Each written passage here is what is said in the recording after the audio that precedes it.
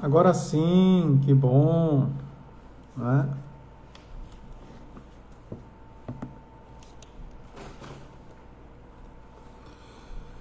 Louvado seja o nosso Senhor Jesus Cristo, para sempre seja louvado.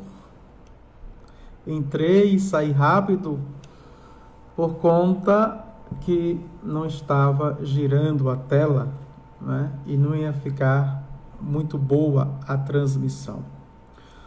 Vou fazer mais uma live para dar continuidade à doutrina cristã, né? Uma espécie de aula, né? E estamos nas noções fundamentais da doutrina cristã. Ontem, na primeira aula, vimos a religião, não é? Que foi o primeiro ponto, e a existência de Deus. Na existência de Deus, vimos a ordem do universo, a existência da lei moral e o consenso universal dos povos, fundamentando, não é? Os dois pontos. E vamos dar continuidade nas noções fundamentais da doutrina cristã, com o terceiro ponto das noções fundamentais, que é a revelação. Dentro deste ponto da revelação, vamos ver a definição, vamos ver a possibilidade e a necessidade da revelação. Vamos definir, vamos ver as possibilidades e qual a necessidade, né, da revelação de Deus. E aí vamos dividir por períodos. Pelo sinal da Santa Cruz, livra-nos Deus, nosso Senhor, dos nossos inimigos. Em nome do Pai, do Filho e do Espírito Santo. Amém. A nossa proteção, recorremos, Santa Mãe de Deus, não desprezei as nossas súplicas em nossas necessidades, a livrai-nos sempre de todos os perigos, ó Virgem gloriosa e bendita. Consoladora dos aflitos, rogai por nós. Auxílio dos cristãos, rogai por nós. Permite que eu vos louve, Virgem Santa, minha mãe, minha esperança, Virgem Mãe de Deus, Maria Santíssima. Glória ao Pai, ao Filho e ao Espírito Santo, como era no princípio, agora e sempre. Amém. Em nome do Pai, e do Filho, e do Espírito Santo. Amém. Por que este horário? Não é? Porque é um horário também de almoço, de intervalo, que é onde você estiver, não é? Aí você acessa no seu smartphone, no seu celular, tá certo? Também fica gravado, né, o vídeo, a live, para que depois, em outro momento, se for da sua vontade, do seu desejo, você acompanhe para a formação, certo? Então vamos ver, né, a revelação.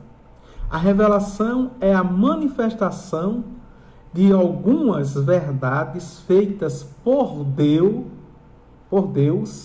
a criatura inteligente, a criatura racional. Então, ao homem, a pessoa, né?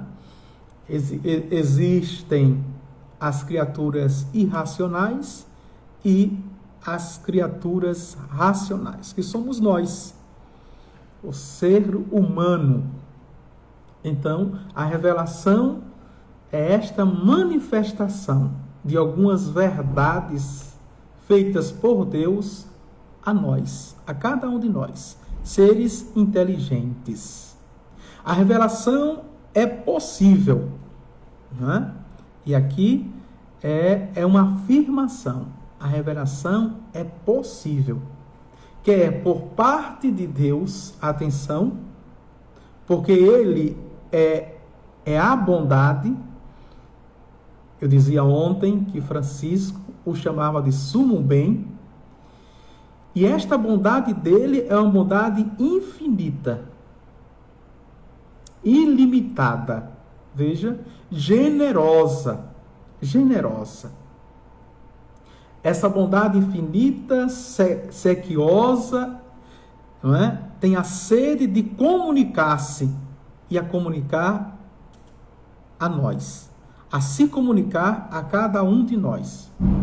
Quer também por nossa parte, não é, da parte do homem, da pessoa, da criatura, por ser homem inteligente e, por isso mesmo, capaz de recebê-la, não é? Veja, existe um transmissor e existe um receptor, não é? Existe o que comunica e existe o que recebe a comunicação, a mensagem, o receptor. Essa necessária, veja, revelação, e aqui, não é? Nessa necessidade, a gente pode fazer uma pergunta. Era necessário a revelação de Deus? Era necessário que Deus se revelasse? Convém distinguir, portanto, duas espécies de necessidade e duas espécies de verdade. Vamos ver. Primeiro, as duas espécies de necessidade. Segundo, as duas espécies de verdade. A necessidade pode ser absoluta ou física, ou pode ser também moral. Uma coisa é necessária, de necessidade absoluta ou física, quando, sem ela, absolutamente se não pode conseguir o fim. Por exemplo, a luz nos é absolutamente necessária para vermos os objetos. Não é? Na escuridão, sem conhecermos o local, o ambiente, fica dificílimo. E já conhecendo, temos, não é, dificuldades. Começamos a bater nas coisas, a caminharmos às palpadelas. Uma coisa necessária de necessidade moral, quando, sem ela, poderíamos conseguir o fim, mas imperfeita e dificilmente. Por exemplo, a instrução dada pelo professor é necessária para eu aprender, embora por mim pudesse estudar, não é? Autodidata aqui, mas o professor não é um mal necessário, o professor é um bem necessário para nos orientar, não é? Pedagogicamente, didaticamente, nos ensinar. Além disso, cumpre distinguir entre verdades de ordem natural, que formam a religião natural, e verdades de forma sobrenatural, que formam a religião revelada. Certo? Existe a religião natural, né? Pelas coisas, pela criação, pelo universo, né? E pelo raciocínio, pela inteligência natural, mas existe também a revelação sobrenatural, que é a religião, não é, sobrenatural, que para nós também é revelada e é possível entendermos pela razão, mas não é, também pelo dado da fé, pela virtude da fé, que é uma virtude teologal. Não podemos nos esquecer disso. Quanto às verdades de ordem natural, que o homem, com as suas forças naturais, locraria conhecimento, ou seja, existência de Deus, alma, eternidade, modo de honrar a Deus, etc., a revelação só era necessário moralmente, pois a razão humana teria podido, sem ela, conhecer essas verdades, mas com dificuldade, muito imperfeitamente e exposta a muitos erros. E por isso que vem aqui o auxílio da revelação sobrenatural, como se mistérica, mas a intervenção de Deus, para nos auxiliar. Por isso que pelo batismo, o sacramento do batismo, que é o primeiro dos 7, não se recebe, e vamos ver lá na frente, nenhum outro sacramento sem este, sacramento do batismo. Já neste, nós recebemos as virtudes teologais, a fé, a esperança e a caridade, que nos auxilia diretamente, veja, objetivamente, interior e exteriormente. Vamos avante. Quanto às verdades de ordem sobrenatural, a revelação foi necessária absolutamente, isso indiscutivelmente, porque o homem, somente com as forças naturais, não poderia conhecê-las. E, entretanto, devia ter conhecimento para obter o fim sobrenatural a que Deus bondosamente, o revelará para todos, sobretudo os que estão generosamente abertos à recepção, a acolher, a receber. Aqui nós entendemos, quando olhamos para a história da igreja e a história da martiria, do martírio, do testemunho, essa revelação sobrenatural na vida de muitos homens e mulheres que, ao conhecer, não negaram a fé. Não negaram a fé. Pelo contrário, preferiram derramar sangue da própria vida em defesa desta fé, como vimos ontem, chamado apologia, a teologia apologética, que hoje não se estuda mais. Estudamos a teologia sistemática, dogmática, tantas teologias, mas a teologia que nos ensina a defender, a dar razões, a termos noções fundamentais da nossa fé, não estudamos muito. Passamos assim, veja, de jato, sobre esta teologia. Vamos avante. Vamos agora para os períodos da revelação. Atenção que o ponto é revelação. Dentro da doutrina cristã, noções fundamentais desta doutrina cristã. Então, quais são os períodos da revelação? Vocês sabem? Vamos lá. Deus não revelou de uma só vez ao homem todas as verdades religiosas. Fê-lo gradativamente, no tempo e na história. No Cronos, fez isso. Por isso que temos nas Sagradas Escrituras, só para pegarmos um exemplo, o Antigo Testamento, veja, todos os períodos, todos os impérios que conhecemos, e temos o Novo Testamento.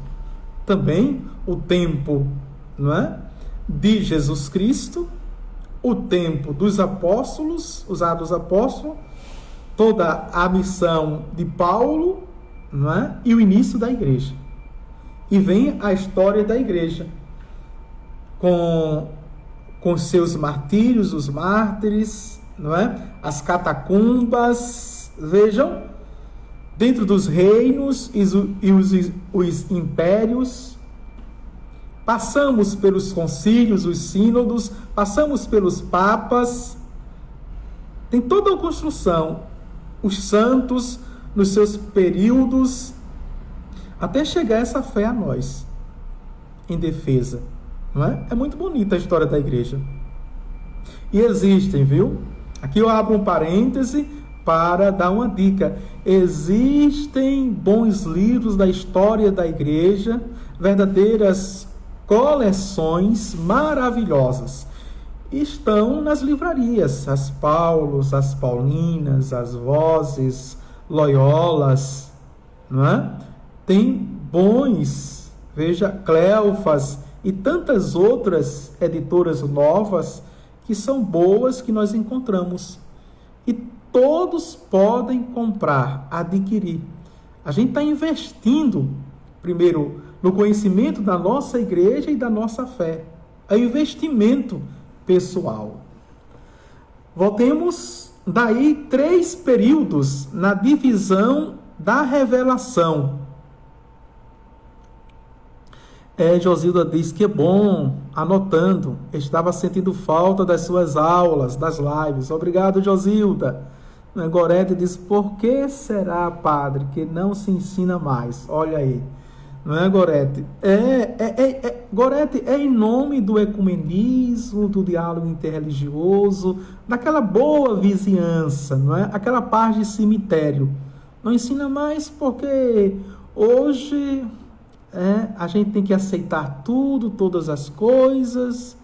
Vejam, ouvir críticas pesadas, ferrenhas sobre a nossa fé, e cada um vive a sua fé. Cada um vive a sua fé, como eu disse ontem.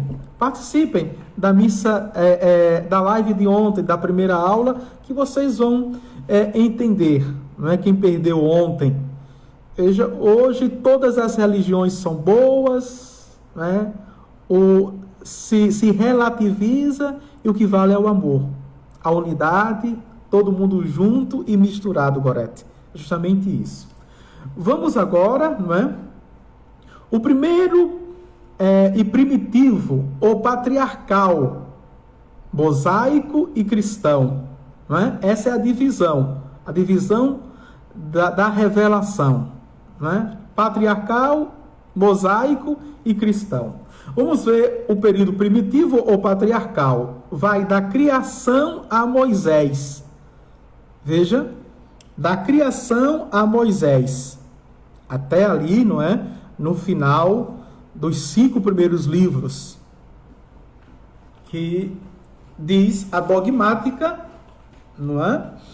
Que Moisés foi o autor dos 5 primeiros livros, Gênesis, não é?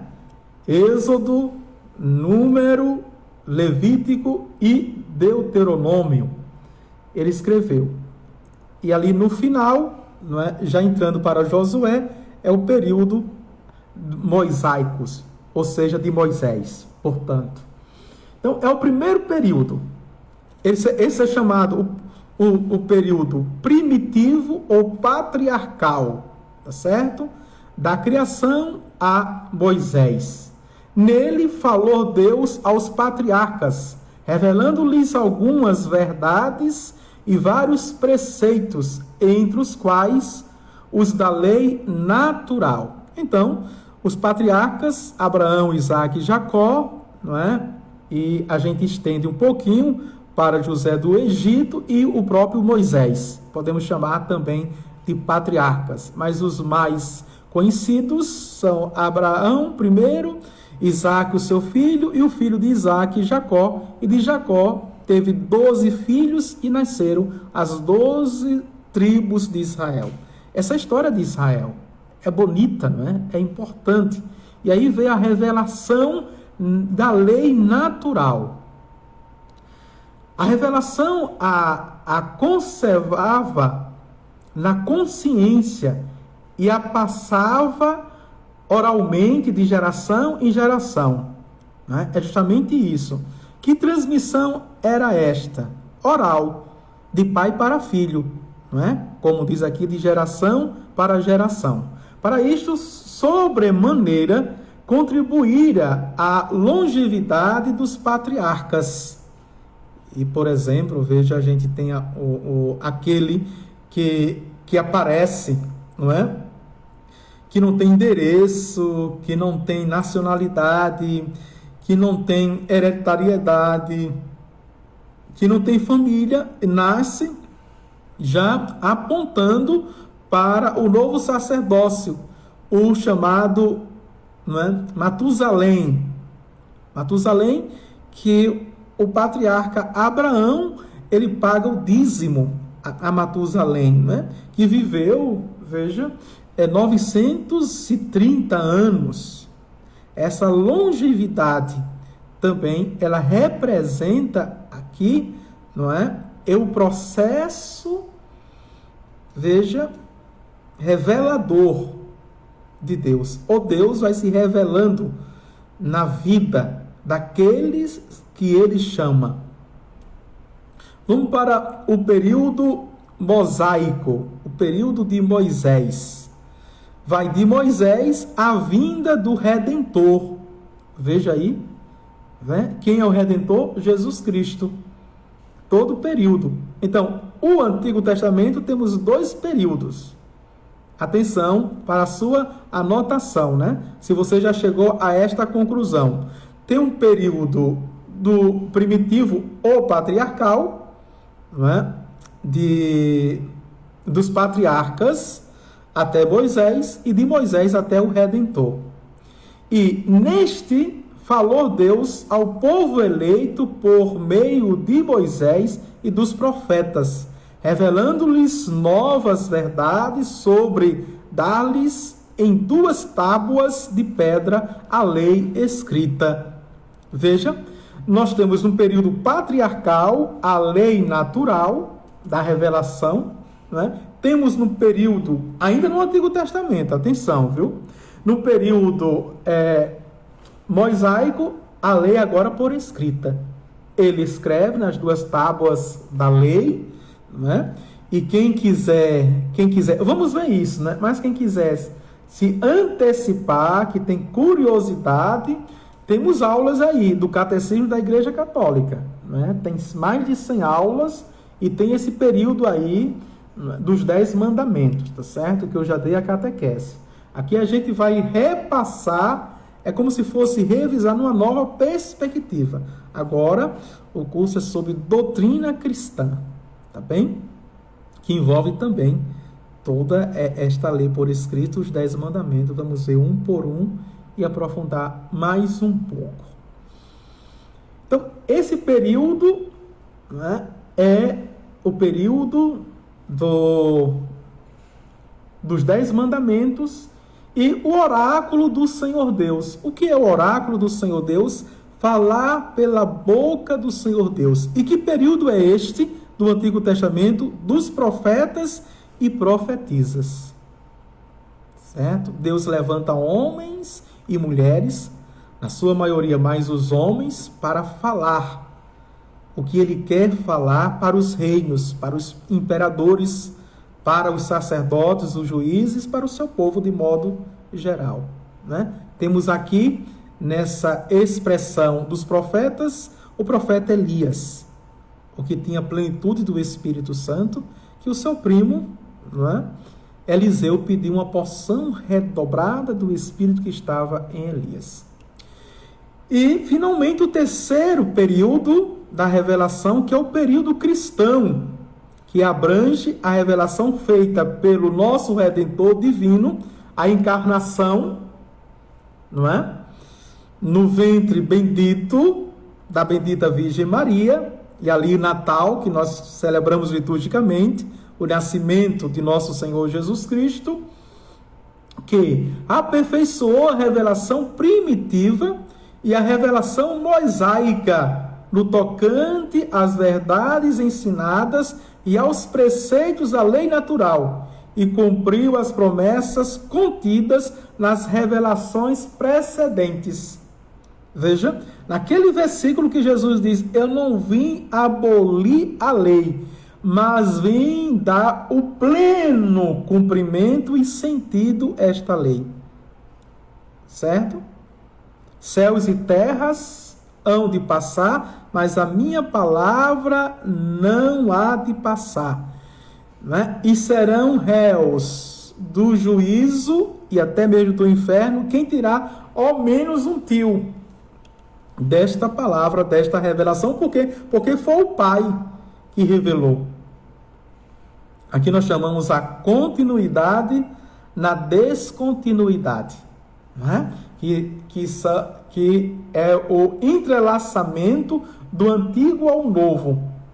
A isso nós damos nome técnico de veterotestamentário. Que maravilha, né? Vétero, velho, testamentário, velho e o Novo Testamento. Como ícone máximo, né, do Antigo Testamento, veja João Batista. Ele foi o último profeta do Antigo Testamento, né, e o novo do Novo Testamento. Vamos avante. Com a morte do último apóstolo, e aqui é uma pergunta de catequese: qual foi o último apóstolo a morrer? Coloque aqui nos comentários. Vocês sabem qual foi o último apóstolo a morrer? Coloque logo, logo, logo. Não é? Com a morte do último apóstolo, encerrou-se a revelação. Depois desta, não há mais verdades novas que revela.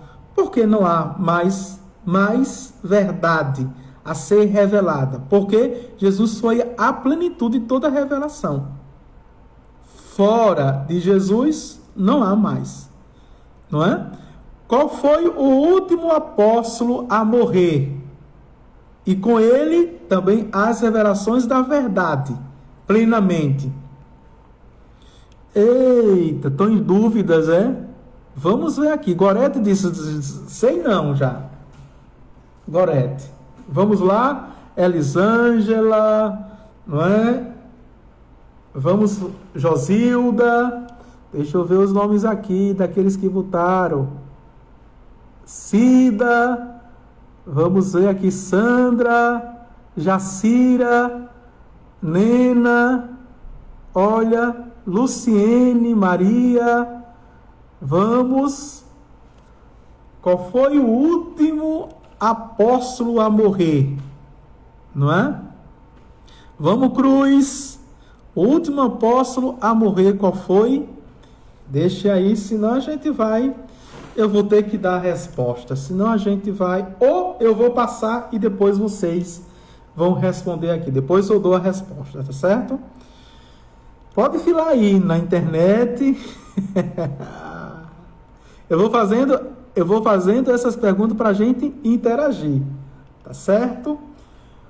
Quando, pois, a igreja docente nos define uma verdade de fé, não acrescenta verdade nova ao depósito da revelação.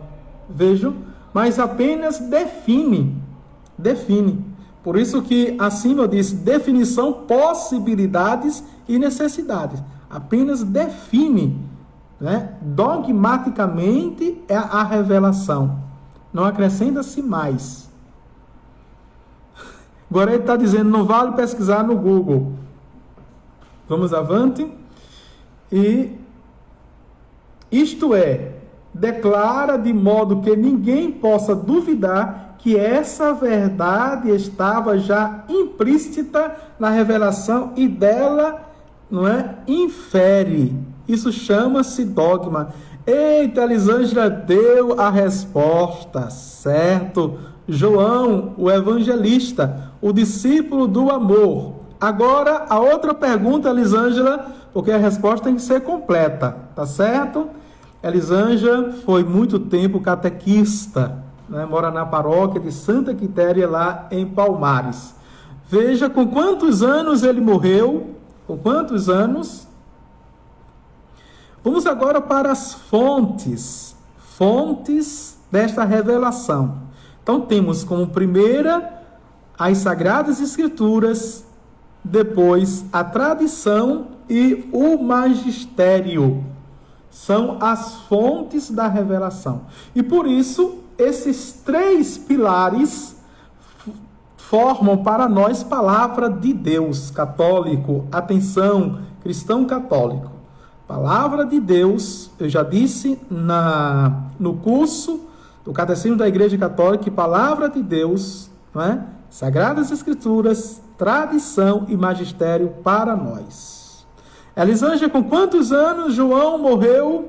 Ela disse agora, eita, não é? Foi o que viveu mais, mas morreu com quantos anos? Então, veja, são fontes da revelação divina a Sagrada Escritura e a tradição. E nós acrescentamos o magistério. A Sagrada Escritura, ou Bíblia, é o complexo dos livros escritos por inspiração de Deus e declarados tais pela Igreja, pelo magistério. Jacira está dizendo São João Evangelista. Exatamente, é este Jacira. Agora, com quantos anos ele morreu? Não é? A Sagrada Escritura tem por autor primário a Deus e como simples instrumento o escritor. Deus não ditou uma a uma todas as palavras ao escritor sacro, ou seja, ao escritor sagrado, mas inspirou, ou os inspirou, porque foram vários escritores sagrados, isto é, iluminou-lhe a mente nas coisas que ele queria e fossem escritas, moveu-lhe a vontade para as escrever e assistiu de modo que não errassem em nos comunicar o divino ensinamento. Inspiração de Deus. Josilda Maria está dizendo com 30 anos, não, está frio, muito frio. Vamos lá. Além do que, os livros da Sagrada Escritura também gozam de autoridade humana, considerados ótimos documentos históricos, não é?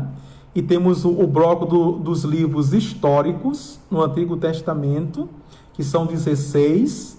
Eu ia fazer outra pergunta, mas vocês não responderam esta ainda, nem vou fazer, não é?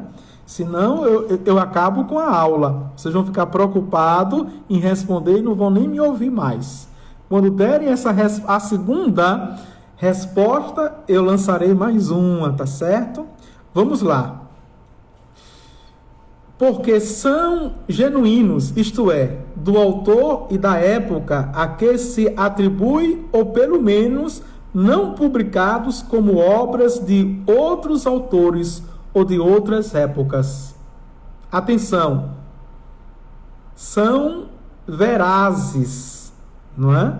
Verazes, isto é, não enganam e nem querem enganar. São íntegros. Os livros das Sagradas Escrituras são verazes, porque não enganam e nem têm a intenção de enganar. São íntegros, isto é, chegaram até nós tais quais saíram das mãos dos seus autores. Os livros da Sagrada Escritura dividem-se em Velho e Novo Testamento. Atualizando, hoje também estão pensando em Primeiro Testamento e Segundo Testamento. O Primeiro Testamento é o Velho Testamento. O Segundo Testamento é o Novo Testamento como continuidade. Não é? Me enganei, foi João Batista. Exatamente, foi João Batista, com 30 anos. A palavra testamento significa pacto ou aliança. Atenção! O Antigo Testamento é a aliança de Deus com o povo hebreu, ou povo de Israel. O Novo Testamento é a aliança de Deus com a humanidade inteira. Aliança selada com o sangue de Jesus Cristo. Não é?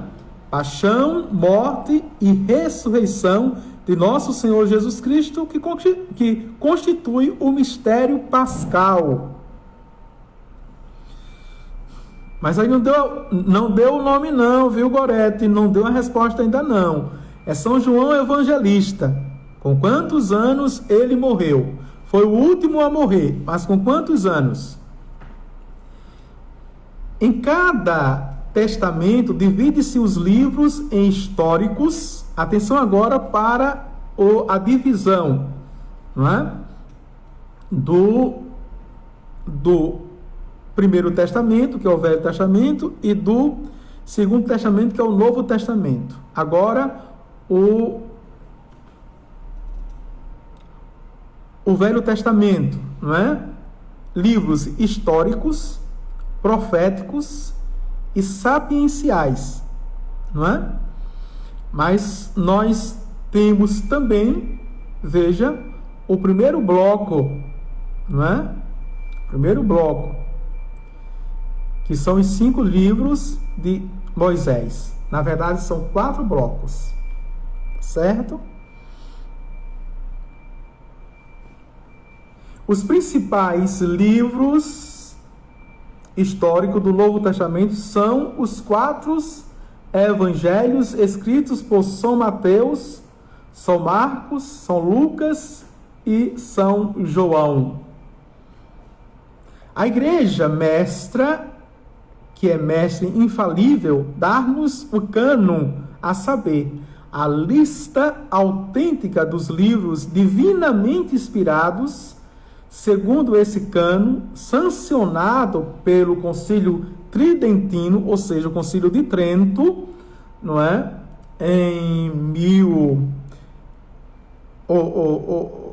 Na verdade, o século XVI, é melhor assim, compreende a Bíblia, não é? 73 livros, 46 pertencentes ao Velho Testamento e 27 pertencentes ao Novo Testamento. Tá certo? A Bíblia dos cristãos protestantes, que comumente se chama, não é, evangélicos, a partir do século XVI, com Martinho Lutero, ele tirou 7 livros e mais alguns textos, não é? E que ele depois da plenitude, depois da morte, João morre. Eita, eu já ia dar a resposta, mas não vou dar não. Eita. Com a morte de João, terminou a plenitude, não é? E aí, veja, depois de séculos e séculos, vem Martim Lutero e também ele presunçosamente... Eita, Nena está dizendo que ele morreu com 94 anos. Tá quente, Nena. Tá quente. Vamos lá. Vamos lá. E ele disse que era inspirado, né? Por isso que, ao traduzir, o primeiro a traduzir, e agora eu faço uma crítica, não é? Uma mãe telefonou para mim, essa mãe é professora. Tá quente, Josilda, 95, vamos lá. Veja. E ficou preocupada, porque o professor de história dizia apenas que quem traduziu a Bíblia foi o primeiro a traduzir a Bíblia foi Martinho Lutero. E que isso é uma desonestidade intelectual, que não foi. Nós sabemos que o primeiro a traduzir a Bíblia do aramaico e do grego para o latim foi São Jerônimo, não é? O Martinho Lutero São Jerônimo no século III para o século IV, né? E no século XVI, Martinho Lutero, ele traduziu para a primeira língua vernácula, que foi o alemão. E aí foi quando ele se considerou inspirado, como todos os autores. Tá quentíssimo, Josefa. Eita, passou. Elisângela passou. São João Evangelista morreu com 100 anos. Foi a promessa de Jesus. Tá certo? Todos os outros morreram martirizados. E Jesus disse que ele não ia morrer, não é? Martirizado. Até o Império Romano tentou martirizá-lo quando o jogou dentro de um grande caldeirão com óleo fervente. E ele saiu ileso, sem nenhuma queimadura, nem de primeiro grau. Assim como aconteceu com aqueles jovens no Antigo Testamento, da fornalha do fogo ardente, não é? Também com João. Ele não foi e ele morreu bem velhinho, não é? Morreu bem velhinho. E na ilha de Pátamos, e morreu com 100 anos. Assim diz a tradição, tá certo? Mas ficaram muito quente. Posso perguntar mais para a gente interagir? Vai interagindo aí, tá certo?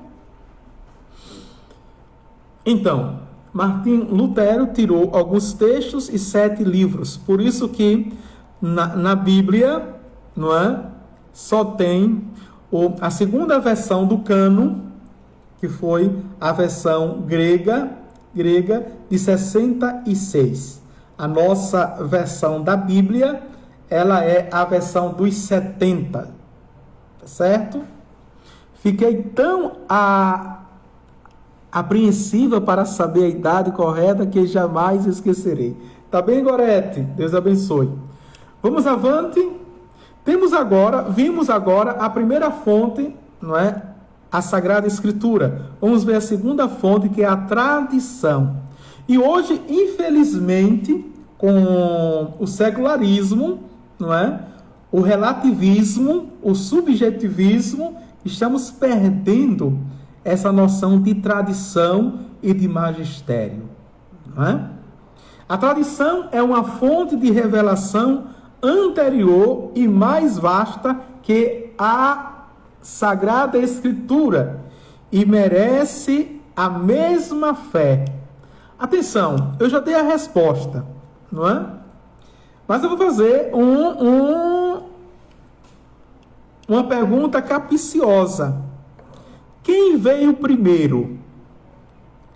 A igreja ou a Bíblia? Quem veio primeiro? A tradição ou a Sagrada Escritura? Coloque aí. Quem veio primeiro? Não é?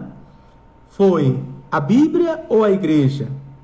A tradição ou igreja? Tradição, não é? Bíblia, Sagrada Escritura. Quem veio primeiro?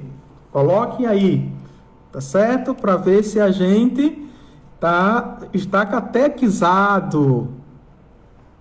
Vamos avante.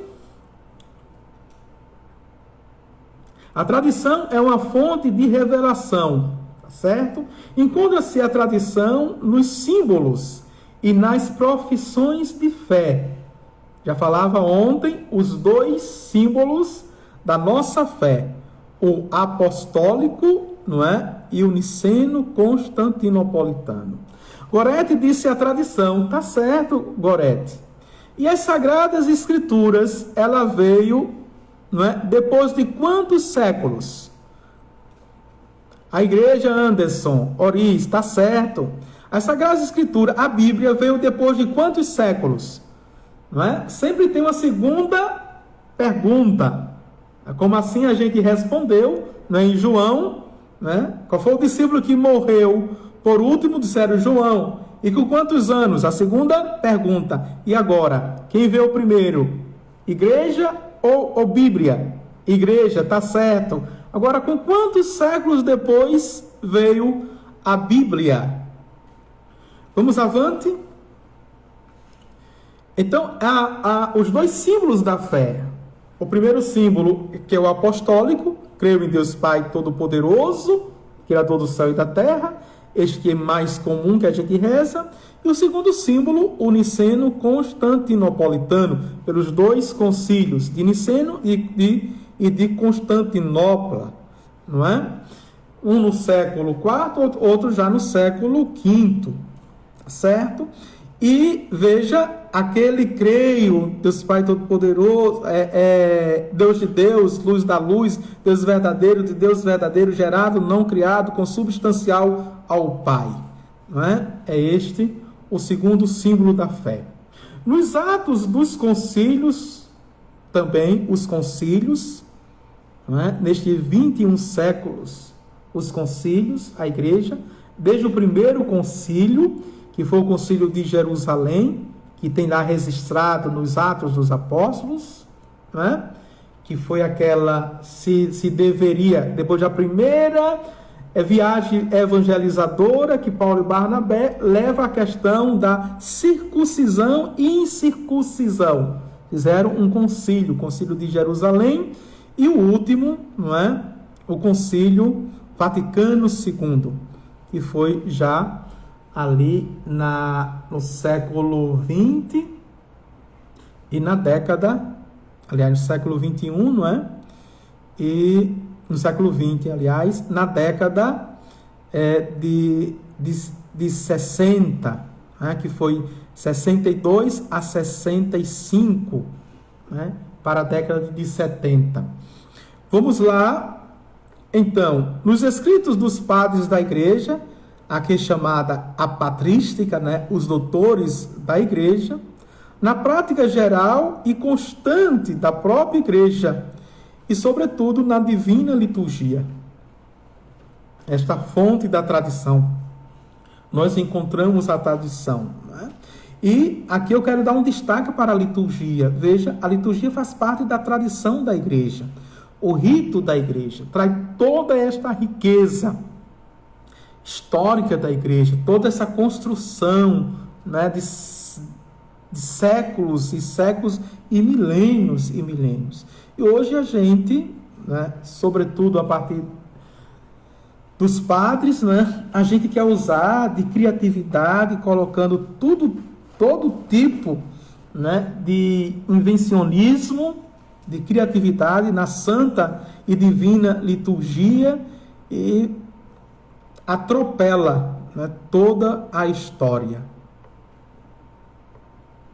A Elisângela está dizendo que a idade do João Evangelista era a dúvida dela, né, de 100 ou 103. Está certo, Elisângela? Assim como a Sagrada Escritura, a tradição foi também confiada ao magistério infalível da Igreja. Pronto, fechou. O magistério constitui, portanto, assim, a terceira fonte, não é? O Papa, os bispos, os padres e os diáconos. A hierarquia da Igreja. Tá certo? Que no colegiado, com seu corpo cardinalício, que hoje o Papa Francisco está chamando de sinodalidade, não é? A comunhão e participação. Tá bem? Que vocês tenham mais paciência comigo, não é? Que a gente vai avançar. Vamos ver agora as características internas e externas dessa revelação, não é?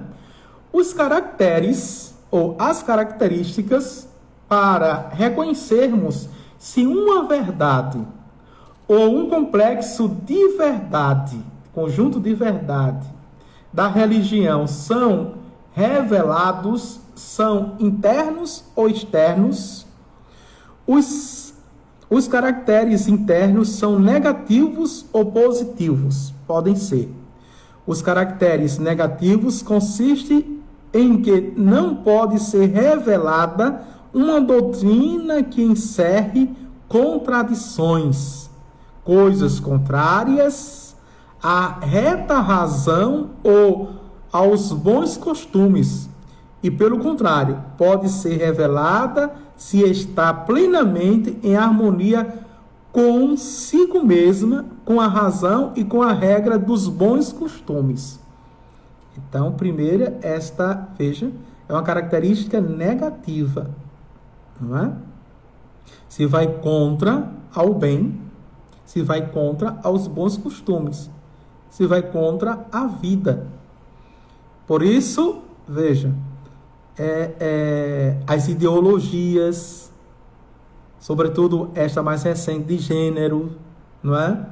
A questão do aborto, cristão que é pró-aborto, em alguns casos, até mesmo, não é? Tá certo? Toda a gama, não é? Contra a lei natural, a lei escrita, se a gente a questão da homofetividade, tudo.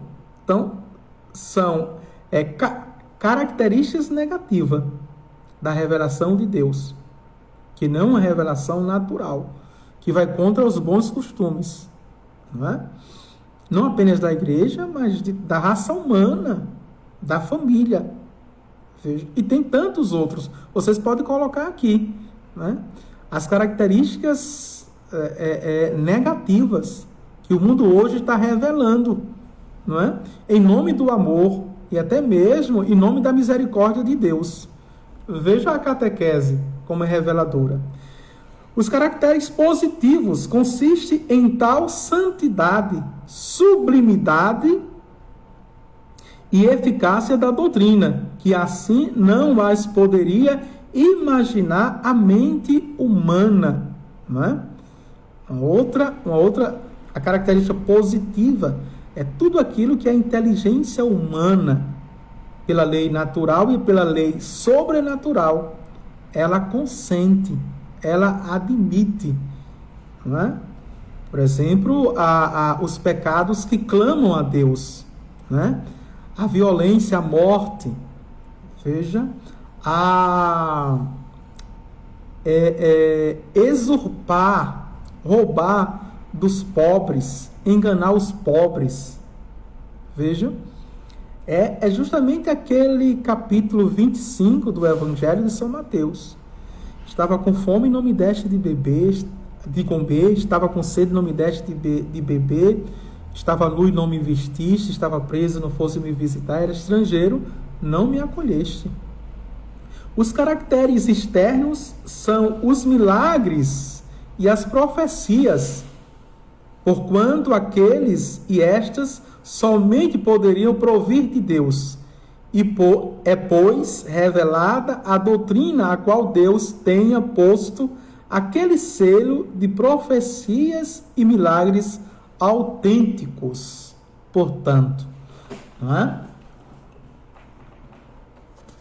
E tem uma outra, para que a gente vá terminando, assim, não é? As noções fundamentais, já nesta aula, o credo, ou símbolo apostólico, que em si é uma fonte reveladora e uma característica autêntica da revelação. Vamos avante? A igreja, usando da escritura e da tradição, não é? No magistério, nos ensina as verdades reveladas por Deus, que deve ser objeto da nossa fé. Essas verdades chamam-se dogmas ou artigos de fé e são principalmente aqueles que foram compendiados no credo, o símbolo apostólico. Certo? Eu tenho uma pergunta que vocês estão me devendo, né? Desistiram. Com quantos séculos depois veio a Sagrada Escritura? Certo? Eu vou responder esta aqui, porque estou percebendo que não conseguiram responder. Depois de 4 séculos, foi no 4º século que veio, não é? As Sagradas Escrituras, tá certo? Veja, a igreja passou mais ou menos de 4 a 5 séculos sem Sagrada Escritura, sem a Bíblia. Só existia a igreja e a tradição dos apóstolos e o credo que a gente está vendo. Tá certo? Agora, a nova pergunta, não é? Quantos artigos da fé ou dogmas tem o credo? Tem o credo. Veja que essas perguntas de catequese e que a gente muitas vezes, não é, por estudar temas complexos, filosóficos, não é, devaneios teológicos, ou nos perdemos em polêmicas, muitas vezes, ou apenas a gente na catequese passa coisa de amizade, de dinâmica, e não aprofunda a fé e às vezes não fica com esses dados na cabeça. Veja, quantos artigos da fé ou dogmas, como vimos aqui, veja, tem o credo, que é o chamado símbolo, os símbolos apostólico, que vem dos apóstolos, não é? E o niceno-constantinopolitano. Vamos ver aqui agora. Josefa Rosângela está dizendo, eu não sabia, não é? Coreia está dizendo, é verdade, mas vamos pesquisar aí e coloque aqui nos comentários, vamos interagir. Tá bem? Vamos avante. E então, essas verdades chamam-se dogmas e artigos da fé, não é? É o credo uma profissão dos principais mistérios e de outras verdades reveladas por Deus, por meio de Jesus Cristo e dos apóstolos, ensinadas pela igreja. Os meus alunos não estão sendo aprovados não, viu? Gorete está dizendo, vige, sei não, vou reprovar. Pois é, rapaz. Vamos avante. Vejam aqui, vou repetir esse parágrafo para que a gente possa internalizar. É o credo uma profissão dos principais mistérios e de outras verdades reveladas por Deus, por meio de Jesus Cristo e dos apóstolos, ensinadas, veja, pela igreja. Isso é importantíssimo, não é? Os dogmas, as verdades da fé, não é? Jesus Cristo que transmitiu por meio dos apóstolos na igreja, e essa igreja é católica. Dizem no símbolo, por ser um sinal para distinguir o cristão de quem não é cristão. De quem não é cristão. Eita, Elisângela já respondeu, são 12 símbolos da fé. Tá certo? Seria pedir demais, quais são? Quais são? Né? Quais são os 12? E seria interessante que você, se não colocasse aqui nos comentários, mas você anotasse, para ter claro. Primeiro artigo da fé, primeiro dogma. Creio em Deus Pai, Todo-Poderoso. Olha, não é? Aí segundo, Criador do céu e da terra. Estou dando umas dicas, umas pistas, viu? E colocasse assim, primeiro, segundo, terceiro, quarto. Porque às vezes a gente reza e não tem claro que é um dogma e que é um artigo. Deus Pai Todo-Poderoso é um dogma. Criador do céu e da terra é um dogma. Tá certo? Vamos avante. Chamam-lhe apostólico porque encerra compendiadas e catalogadas, olha aí, catalogar, primeiro, segundo, terceiro, quarto, quinto, sexto, em 12 artigos, as principais verdades que ensinam os apóstolos. Há uma anedota, não é? Que 12 vem dos 12 apóstolos, porque cada um, não é? Cada um fez um artigo. Tem até essa história, né? Que foi justamente criado por cada apóstolo. 12 artigos. E o número 12 a gente sabe, né? Que encontra fundamento bíblico, teológico no Antigo Testamento e no Novo Testamento, sobretudo no último livro dos, aliás, Apocalipse, né? Mistérios, agora o sinal da cruz. É uma fonte também reveladora e mistérica, viu? O sinal da cruz. E ao mesmo tempo que distingue o cristão do não cristão. E, atenção agora, que maravilha! Distingue até mesmo os cristãos entre os cristãos católicos dos cristãos protestantes. Porque nós passamos, atenção, temos que ter isso claro na cabeça, nós passamos 16 séculos dizendo que o cristianismo era catolicismo. Só existia, veja, o catolicismo dentro do cristianismo. Depois foi que, não é, vieram estas ramificações dos cristãos, aqueles que seguem Cristo, mas que, não é, veja, hereticamente, cismaticamente, eles apostataram, não é? Romperam com a igreja.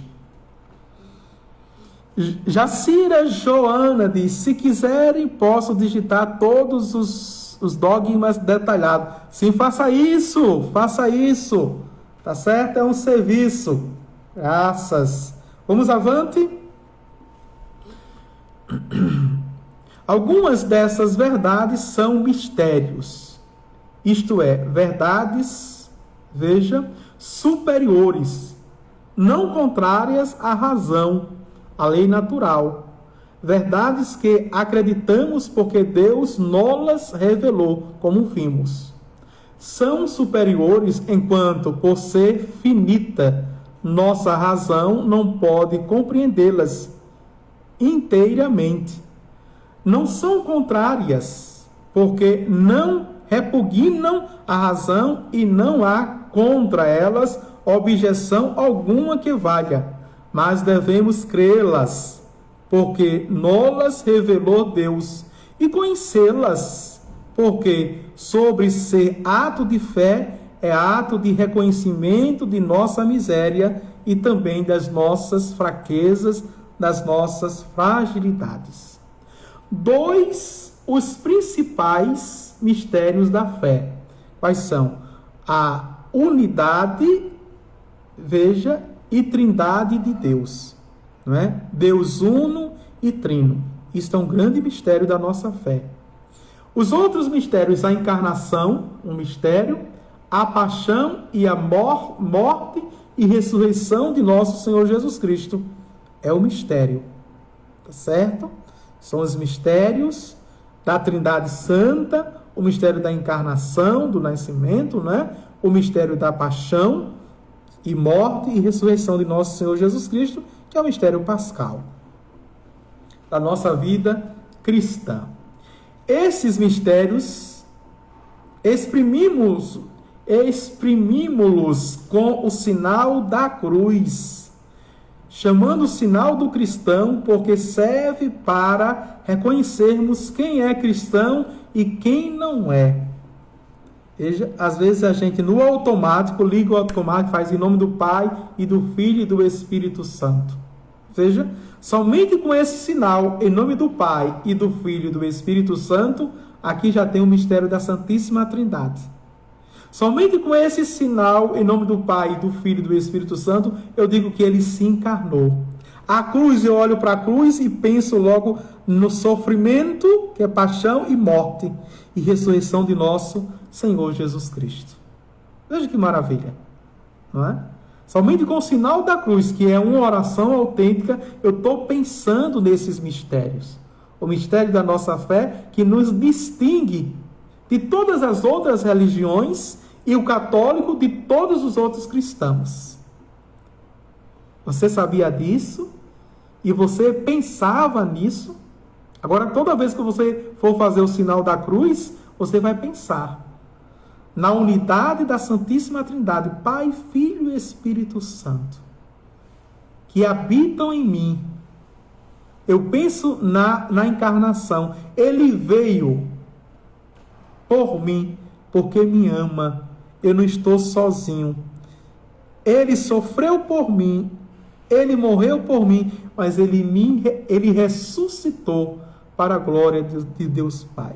Por isso que eu não temo a morte. A morte não tem a última palavra nem voz sobre a minha vida.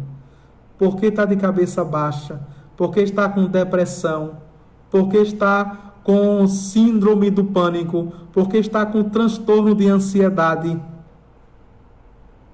Se abra generosamente ao amor de Deus e levante esta cabeça e siga.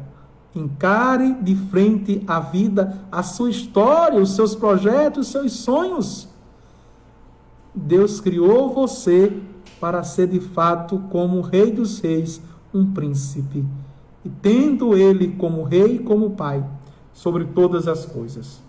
Esses mistérios, vejam, que são para nós mistérios singulares. Exprime a unidade de Deus porque se usa o termo em nome, no singular, em nome. Não é? Mas veja, Só em nome, no primeiro, em nome do Pai e do Filho e do Espírito Santo. Por quê? São 3 pessoas em um só Deus. Não é em nome do Pai, em nome do Filho e em nome do Espírito Santo. Em nome só é o primeiro, em nome do Pai e do Filho e do Espírito Santo. Eu sei que são 3 pessoas e um só Deus. Mas se eu faço em nome do Pai, em nome do Filho, em nome do Espírito Santo, eu estou dizendo que são 3 deuses. Não é? Mas se eu digo em nome do Pai e do Filho e do Espírito Santo, estou dizendo que são 3 pessoas em uma só natureza, um só Deus. Atenção.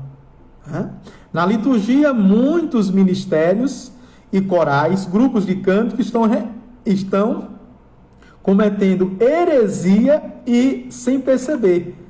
Sobretudo quando canta em nome do Pai, em nome do Filho, em nome do Espírito Santo. Está dizendo que são 3 deuses.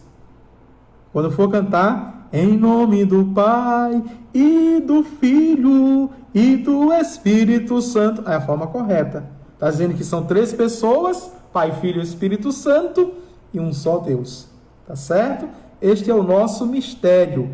Exprime a Trindade pela invocação das 3 pessoas. Olha aqui, né? Assim como nas aulas de catecismo, eu tenho a vocação de antecipar, não é? O texto. E olha que eu não leio o texto. Eu vou lendo e vou, né, fazendo os comentários, tecendo os comentários. Poderia acontecer isso se eu lesse o texto antes, não é? Já estava com a informação, mas não leio, tá certo? Isso não quer dizer que eu não me preparo. Eu me preparo, porque já estudei, estudo o tempo todo, não é? E aqui uma catequese. Pai, Filho e Espírito Santo. Ao traçarmos sobre nós a figura da cruz, confessamos a encarnação, paixão, morte de Jesus Cristo. O sinal deve ser bem feito, procurando concorreram simultaneamente a mão, a língua e a inteligência. Veja aqui, não é, que harmonia, né? Não fazer descuidadamente, desatentamente ou por fazer. Aqui tem que ter uma harmonia com o meu pensamento, com a minha inteligência, em nome do Pai. Veja, a harmonia também com a verbalização, com a voz, com a palavra, e do Filho e do Espírito Santo, pensando no Pai, pensando no Filho e no Espírito Santo. Naquilo que eu estou fazendo, tá certo? Para ter efeito em nós, deve ser feito devotamente, por ser ato externo de fé, que reaviva em nós uma virtude, vence o respeito humano e as tentações, e nos obtém de Deus muitas graças. Deve ser feito frequentemente, de modo particular, antes e depois de qualquer ato de religião, ou seja, de fé. Ato de religioso, como a gente chama. Antes e depois das refeições e do repouso, assim como nos perigos do corpo e da alma. Olha a lista que colocou, né?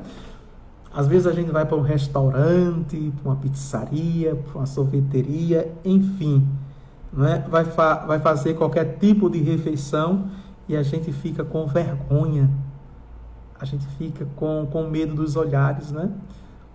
Vocês dos restaurantes, vocês fazem o sinal da cruz antes de comer, não é? Antes de comer, veja. É a expressão externa da fé, e devotamente, né? Não ter vergonha da fé. O próprio Jesus diz, se te envergonhares de mim, eu me envergonharei de ti diante do Pai. Veja, a autenticidade da nossa fé. Aonde formos, aonde estivermos, né, darmos razões e testemunho da nossa fé. São coisas poucas, pequenas, mas vejam, a gente não faz. Outra pergunta, não é?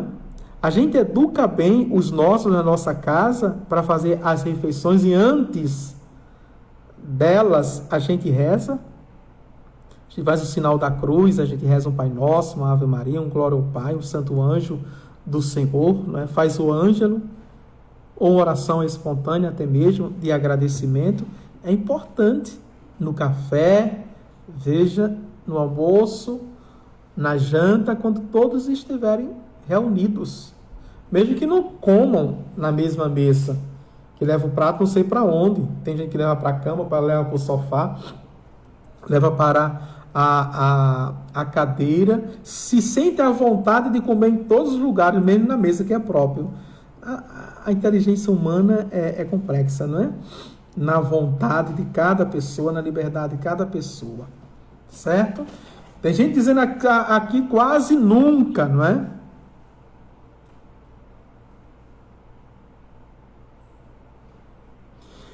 Exatamente. Gorete está dizendo que faz quando passa na frente da igreja, ao cemitério, ensinou Dom Henrique.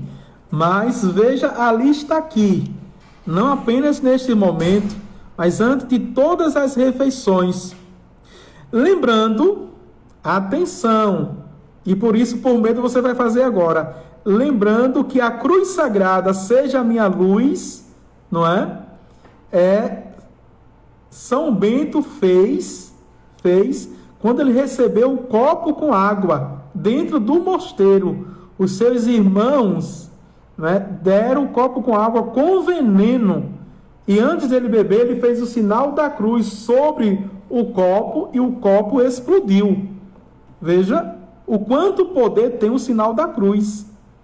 Então, qualquer coisa que você comer, que você ganha e que você compra nesses ambientes que muitas vezes são profanos, são impuros.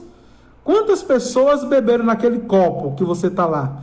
Quantas pessoas comeram naquele talher? E não pense que aquela água com sabão, com detergente, vai tirar o mal, se tiver ali não.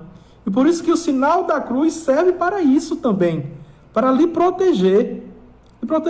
Quando você dá o cochilo, um cochilo simples, cochilar, descansar, mas você sabe que vai voltar? Você sabe o que vai acontecer? Não é? O salmista vai dizer que a gente não pode garantir um segundo da nossa vida. O meu destino está seguro em vossas mãos, Senhor. O sinal da cruz é para isso. É? Para que a Trindade habite em mim. Habite em mim. Então, todos os momentos de perigo de vida. Veja, nós tiramos a água benta ali da porta por causa do Covid, né? Mas isso não impede que você compre aquela pia de água benta e coloque na sua casa. E todas as vezes que você sair de casa, você vai lá, hunde o seu dedo e faz o sinal da cruz com a água benta para você sair da sua casa. Que o mundo está cheio de riscos e perigos, de morte, nessa violência, nessa concorrência. Quando você chegar, os ambientes que você frequentou, você não sabe o que você está trazendo. E quem está lhe acompanhando, lá na sua porta tem a água benta. Você de novo lá, na água benta, olha, para entrar na sua casa.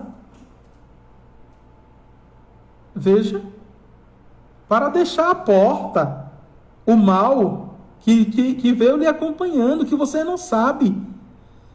A gente tem todas as ferramentas, veja, que a gente pode usar para nos proteger, para cuidar, para zelar, e a gente não usa, porque na verdade a gente não tem fé devotamente, a gente não acredita. Só quando a gente está, de fato, doente, espiritualmente, em perigo, é que a gente diz, ai meu Deus, mas a gente tem tudo, e para usar com a fé, sem superstição, para usar com a fé, que são os sacramentais. Eu já disse, pelo amor de Deus, as medalhas que têm o poder de água benta, não é? Que é a medalha de Nossa Senhora das Graças e São Bento. E pouquíssimas pessoas usam. As pessoas usam brincos, não é? E agora tem brincos, colares, com aquele olho de tudo ver que é azulzinho, branco e azulzinho. Aquilo ali é da Rosa Cruz, da maçonaria, o olho de tudo ver, que não condiz com a nossa fé e traz atraso para a nossa fé, supersticiosamente. Veja, mas é moda, a gente coloca tudo que é de brinco, não é? Com tantos símbolos que fazem parte da nova era e do ocultismo e que a gente não sabe. Ah, padre, eu ganhei, não sei o quê. Quer dizer, você usa sem rezar? Você bebe as coisas sem rezar? Nem adianta me dar, não é? Comida, bolo, recebo demais, todos que chegam rezam. Todos que chegam rezam. Não é? Tá certo? Por quê? Não é? Por exemplo, agora as pessoas frequentam. Não faça isso em motel, porque não vai dar certo, né? Quem vai para motel, não faça isso, porque já é um lugar profano. E católico é católico, cristão é cristão, não vai para motel. Tá certo? Mas se você vai para uma pousada, se você vai para um hotel, se você viaja tudinho, veja, os católicos fazem essa viagem todinha, esse turismo, e não vai com uma garrafinha de água benta. Você entrou no seu carro cotidianamente, você não bota aquele cheirinho, você não usa agora o gel em álcool, não é? O álcool em gel, né? E por que você não anda com a garrafinha de água benta? Dentro do carro, pss, pss, pss. Água benta, rezando. Chega no seu escritório, no seu lugar de trabalho, pss, pss, pss. Rezando. Chega lá no quarto do hotel e vai usar a sua fé, usar os elementos que você tem, tá certo? Devotamente rezando, porque somente a Igreja Católica diz que existem espírito dos males espalhado nos ares. Tá bem? Vou terminar porque faz mais de 1 hora esta aula, né? Fica cansativa, sei que vocês estão aí, tem que trabalhar, ou já estão trabalhando, eu vou terminar.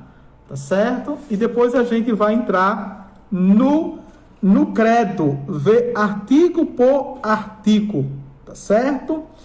E o primeiro artigo: creio em Deus Pai Todo-Poderoso, Criador do céu e da terra.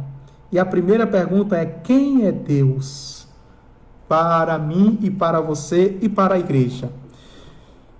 Santo anjo do Senhor, meu zeloso e guardador, se a ti me confiou a piedade divina, sempre me rege, me guarda, me governa, me ilumine. Amém. O Senhor esteja convosco, Ele está no meio de nós.